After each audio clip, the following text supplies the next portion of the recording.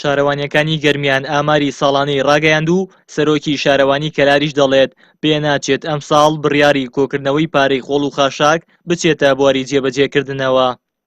بەپێی ئاماری شارەوانیەکانی گەرمیان بۆ ساڵی 2010 داهاتی شارەوانیەکان زیادی کردووە بە جۆرێک گەیشتووەتە 2 ملیار و 414 ملیۆن و 514 هەزار دینار کە لەم بڕا ملیارێک و 640 ملیۆنی بە نزیکەیی بەتەنیا داهاتی شارەوانی کەلارە. ئەمەش بەهۆی پێدانی مۆڵەتی بازرگانی و بیناسازی و پیشەسازی کە بۆ ساڵی ڕابردوو 648 مۆڵەت بەوە بەرهێنەران و بازرگانان دراوە.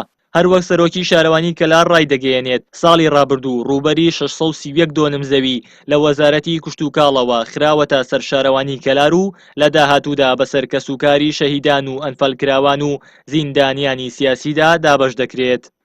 ئەماری داهاتی شارەوانی کەلارەوە دەست پێ یەکەم کە بۆ ئەم ساڵیش داهاتی شارەوانی کەلار زیادی کردووە. داهاتی شارەوانی کەلار بێ لە فرۆشتنی زەویەکان ملیارێک و 640 ملیۆن بووە بە تەقریبی و فرۆشتنی زەوی 153 ملیۆن بووە. ئاماری فرۆشتنی زەوی بە بەراورد بە ساڵی ڕابردوو کەمی کردووە. دیارە ئێمە ساڵی ڕابردوو بای 841 ملیۆن زەوی ڕوکن و نایابمان فرۆشتە لە سنووری شارەوانی کەلارە.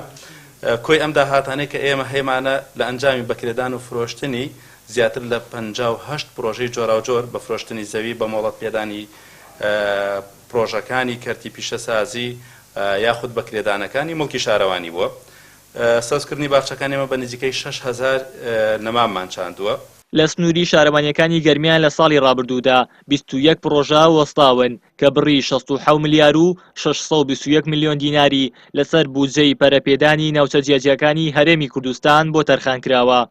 هاوکار لە شارەوانی کەلار بەهۆی قەیرانی داراییەوە لە ساڵی ڕابردوودا 10 پرۆژەی خزمەتگوزاری ڕاگیراون کە 2 لەو پرۆژانە بەبێ هیچ کارێک کۆمپانیای جێبەجێکار وازی لێهێناون.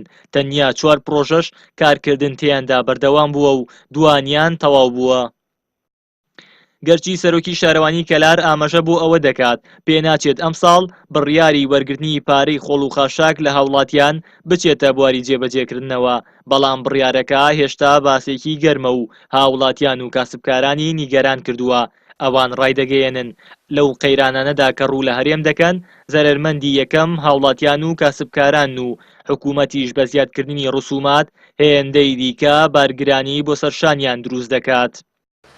وەکو ئێمە ئەڵێن زەرمەندی ئێمە لەم بارەوە کە ئەڵێن حکوومەت پێ ئەڵێ خاشاک و خۆڵ بە پارە ئەڕشێنی لەسەر دوکاندار و تابلۆەکەین بە پارە بەسەر دوکان باشە تابلۆ تۆ بەسەر دوکاندارەکەی چی ئیسفادەیی بۆ من هەیە من تابلۆگەش هەر هەڵگرم دوکانەکەی خۆم هەر ئیشی خۆمەکەم بەس وەکو زەرمەندی ئەمڕۆ ئێوەڵێن قەیرانە حکوومەت باش ئەم قەیرانە ئایا هاوڵاتی ناگرێتەوە ئەم قەیرانە هەر حکوومەت دەگرێتەوە دایرەی حکومی یەکگرێتەوە مۆزەف ئەگرێتەوە قەیران ئێمەش هەر وەکو ئەوان کە چۆن بڵێ ئەوان ئەڵێ قەیرانە ئێمەش دووقات قەیرانە بەسەرمان و هاوڵاتی لەبەرەوە ئێمە دوکانێکمان بەئیجار کردووە ئیجاری دوکان لای کەم 300 تا 400 هزار دینار ئیجاری لەسەرمانە خۆڵ و خاشاکیش ببێ بە پارە و تابلۆش ببێ بە پارە بێتە 500 هزار بێچکە کارەباش 6 مانگجارێ 300 400 هزار دینار ما حکوومەتمان بۆ تێتەوە بێچکە مۆلدەی ئالیش مانگی 50 6 هزار پارەی مۆلدەی کارەبای مۆلدە ئەدەین. هەر بەپێی ئامارەکان ڕێژەی سەوزایی لە سنووری شارەوانیەکانی گەرمیان ساڵی ڕابردوو لە سەدا 0.5 زیادی کردووە و نزیکەی 31 هەزار نەمام چێندراون، بەڵام بەپێی ئاماری پسپۆڕانی ژینگە ڕێژەی سەوزایی لە سنوورەکە تەنیا لە سەدا 2 لە کاتێکدا بەپێی ستانداردی جیهانی دەبێت لە سەدا 25 بۆ لە سەدا 30 بێت. ئەم ڕێژەیەش مەترسیدارە و ناوچەکە بەرەو بیابان بوون دەبات.